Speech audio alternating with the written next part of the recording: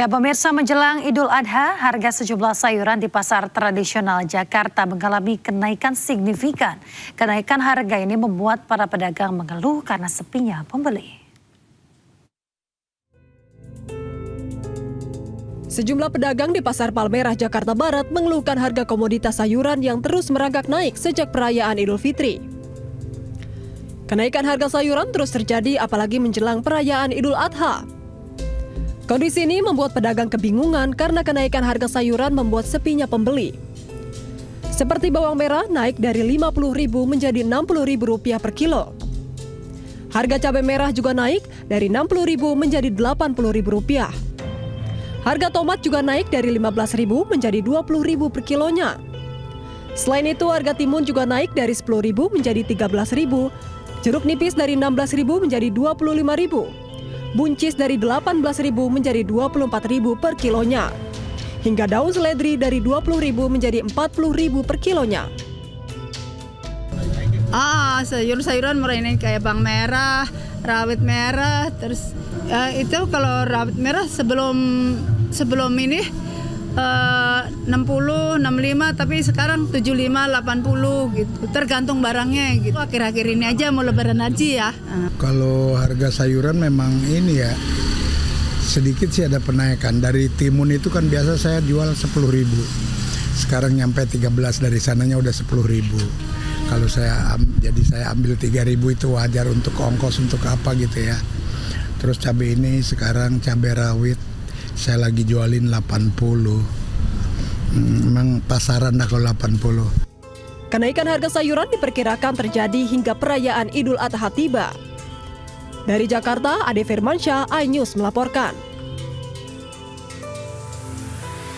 Pemirsa, seekor sapi jumbo jenis berangus berbobot fantastis mencapai 1 ton lebih terpilih menjadi hewan kurban Presiden Prabowo. Sapi bernama Sambo dibeli dari peternakan di Tangerang, Banten.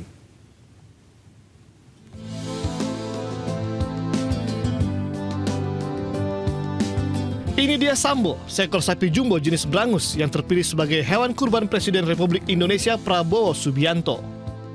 Sapi ini dibeli dari seorang peternak bernama Roji di Kampung Gunung, Cipondoh, Kota Tangerang, Banten. Tidak tanggung-tanggung, harga sapi dengan bobot 1 ton 1 kilogram ini dibanderol dengan harga Rp122 juta. Pengelola peternakan menyatakan, sapi tersebut mendapatkan pakan serta perawatan khusus untuk menjaga kesehatan dan memastikan kualitas dagingnya padat serta bergizi. Selain nutrisi yang terjaga, kondisi kesehatan sapi juga rutin diperiksa oleh dokter hewan guna memastikan bebas dari penyakit. Pemberian nama Sambo kepada sapi jumbo ini telah dilakukan sejak sapi masih anakan. Namanya sapi Sambo saya namain. Sebab sapinya hitam serem, jadi kelihatannya saya namain Sambo. Dari awal juga saya namain Sambo dari kecil. Untuk harganya alhamdulillah mencapai 122 juta. Rencananya sapi Sambo akan ditujukan kepada masyarakat Kota Tangerang pada Hari Raya Idul Adha 1447 Hijriah mendatang. Namun untuk lokasi pemotongan belum ditentukan pemerintah Kota Tangerang. Dari Tangerang, Banten, Sukron, iNews melaporkan.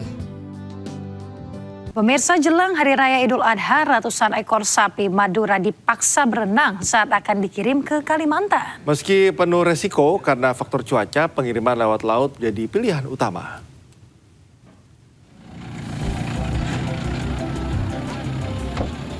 Satu persatu mobil pikap ini datang membawa ternak sapi ke pinggir pantai di pelabuhan tradisional Telaga Biru, Kecamatan Tanjung Bumi, Kabupaten Bangkalan. Ratusan sapi untuk kebutuhan hewan kurban ini akan dikirim ke berbagai pelabuhan di Kalimantan setelah sempat menjalani masa karantina dan pemeriksaan. Sapi-sapi ini pun harus berenang terlebih dahulu di pinggiran pantai dan dinaikkan ke atas perahu nelayan sebelum kemudian dimasukkan ke kapal-kapal besar di tengah yang akan mengantarkan mereka ke berbagai pelabuhan tujuan. Permintaan hewan kurban menjelang Hari Raya Idul Adha memang cukup tinggi dari luar Madura. Hal ini menjadi peluang bagi para peternak karena selain sapi, hewan kurban lain berupa kambing juga dikirimkan melalui pelabuhan ini. Permintaan hewan kurban biasanya sudah ada sejak sebulan menjelang Hari Raya Idul Adha. Udah 11 tahun, Pak. Keuntungan kisaran berapa untuk HP ini dari sini ke Kalimantan setiap? Tergantung dari rezeki, Pak. Kadang-kadang 1 juta, kadang-kadang 1,5 juta gitu. Untuk perjalanan, Pak, berapa lama dari sini ke Kalimantan yang dituju? 3 hari 3 malam. Meski pengiriman sapi ini memiliki resiko besar dan harus mengeluarkan biaya ekstra, namun para pemilik sapi cukup optimis karena permintaan pasar dan harga jual sapi di Kalimantan cukup tinggi. Dari Bangkalan, Jawa Timur, Taufik Sahrawi, iNews melaporkan. Pemirsa, kebakaran hebat melanda area parkir karyawan sebuah pabrik ban di Kabupaten Purworejo, Jawa Tengah. Ratusan sepeda motor karyawan hangus terbakar. Info terkini bolo pabrik ban. Motor hangus semua motor. Api bermula muncul dari area parkir lantai atas PT Arami Jaya Kecamatan Gerabak, Kabupaten Purworejo, Jawa Tengah. Dengan cepat api membesar dikarenakan kendaraan yang diparkir berdekatan. Kobaran api yang membesar menimbulkan asap hitam pekat. Sejumlah pekerja berusaha menyelamatkan kendaraan yang masih bisa dievakuasi sebelum api merambat lebih luas. Ada karyawan teriak-teriak ada asap. Saya spontan langsung naik ke parkiran atas. Begitu naik ke parkiran atas, posisi api sudah besar, posisi sudah membakar motor itu loh. 1 atau 2 motor itu. Entah itu api dari mana kita kurang tahu, entah korsleting listrik atau dari mana motor kita kurang tahu. Posisi api sudah ada, kita langsung melakukan pemadaman, tapi sudah enggak itu lagi. Karena posisi motor kan rapat, parkir kan rapat. Petugas pemadam kebakaran yang tiba di lokasi langsung melakukan proses pemadaman agar api tidak merembet ke bangunan lain di area perusahaan. Pihak perusahaan masih melakukan pendataan kerugian serta identifikasi kendaraan yang terdampak kebakaran. Polisi juga masih menyelidiki penyebab pasti munculnya api di area parkir tersebut. Dari Purworejo, Jawa Tengah, Jo Hartoyo, iNews melaporkan. Pemirsa, minibus angkut belasan bahan bakar minyak ludes terbakar di Sulawesi Selatan. Insiden ini membuat jalanan Trans Sulawesi macet total.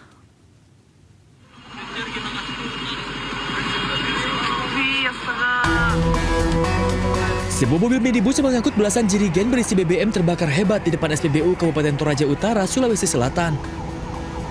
Kebakaran terjadi diduga karena adanya hubungan arus pendek yang kemudian dengan cepat menyambar ke jerigen berisi BBM yang ada di dalam mobil hingga membuat api membesar. Kejadian ini sontak membuat jalan nasional Trans Sulawesi lumpuh total.